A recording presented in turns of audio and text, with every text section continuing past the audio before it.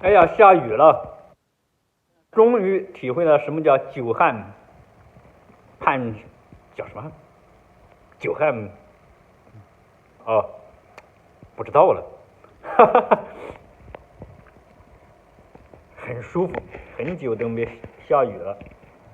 然后我种的葱啊、韭菜啊，都蒜苗啊都快干死了。嗯，啊，那句话叫"久旱逢甘霖"，那是指，但是我想说它是盼，难道说久旱盼甘霖吗？反正就是久旱盼下雨，啊，真舒服。现在还是这个限足期间，还是没什么人。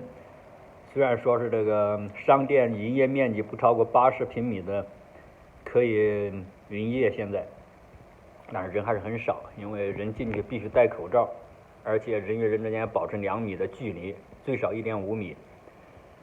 而且还不能跟非自己家人、非住在一起的人，叫什么结队出去，也不能一起锻炼身体啊什么的，所以还是没什么人。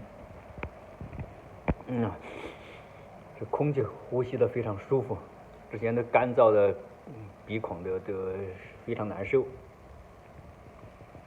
就是德国的小城埃尔兰根，就是西门子所在地，旁边是一个啤酒厂，这个是生物化学系和那个药学系。